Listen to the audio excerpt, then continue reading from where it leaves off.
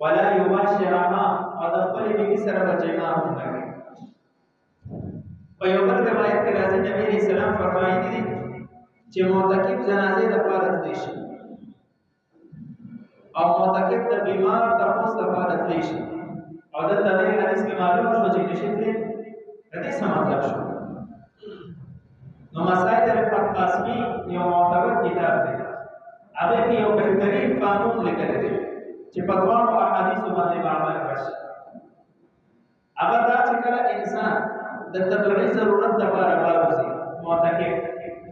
د شو مشاز له وته د کوم مشاز له وته واجب غسل لپاره وته طهارت قدس کول لپاره وته نو دا د خپل ضرورت په نیت وته دي اتفاقی د وجه کې جنازه تیار شي نو په دې جنازه کې شرکت وکړي کول شي اعتکاف نه ماتي وته د خپل ضرورت په نیت ده او اتفاقا د یو بیمار تاسو یو هغه پلاني څنګه د گزارش ده د سره اعتکاف نه ماتي دا که شرط اتفاقی جنازه حاضر شو جنازه کې شرکت وکړي فورا د خپل مسجد حدود ترانه کوي بالکل اعتکاف برقرار ده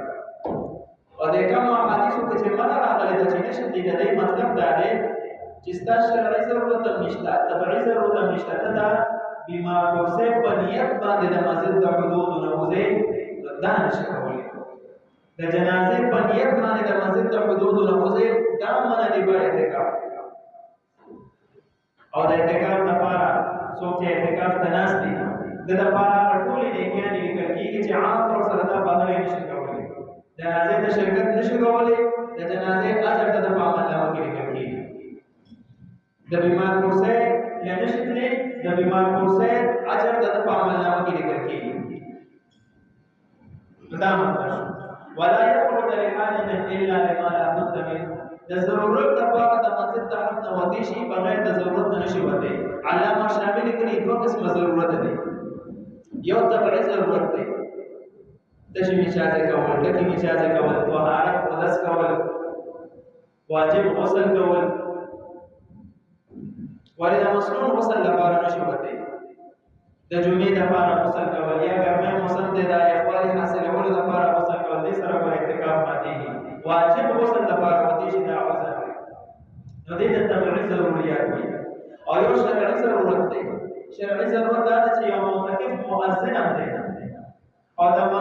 اذان چې کوم ځای د مسجد د حدودونو بهر دی نو معتکف او مؤذن د لپاره شرعي دا عذر قابل قبول دی چې دا د لار چې د مسجد د حدودونو بهر او اذان دی اذان د لپاره وتی شي نو دا چې شرعي امر دی نو اذان د لپاره وتی شي نو کوم اذان ځای په مسجد کې د نه نه په طریقې اولا وکړي شي دا شرعي عذر دی د مسجد په حدودو کې هر جایز کار کولی شي اقامت کولی شي اذان کولی شي جمع ور کولی شي بیان کولی شي د مسجد صفای کولی شي د مسجد په حدودو کې دنه هر جایز کار معتکف کولی شي دنیا په خبرونه بازار ساتي بل شرعي عذر دی چې دا معتکف په داسې مسجد کې مستند اعتکاف تناس دی چې الته په پنځه وانه وخت موزونه کېږي او د جمعې موز نه کېږي جمعې موز خو ضروري دی د ده لپاره د جمعې موز لپاره یو جامع مسجد ته د تلو اجازت شته د اعتکاف په حالت نو چې کله د زوال دا ټایم څنګه ختم شو د غرمې وخت داخل شو نو د به د اول نه ځان تیار کړي د سردان کپړې مپړې او دا به د مسجد څخه نوځي بل مسجد ته به د جمعې موز لپاره تللی شي او هلته د څومره استانېدو ګنجایش دی چې هغې کې بیان وشي خطبه وشي فرض وشي او سنت ادا شي دا څلور څیزونه پکې وشي د هغې نه پس به فورا راځي هلته به ایسارېږي د هغې نه زیات ایسارېږي نو بیا اعتکاف ماتېږي نو دا مې یو شرعي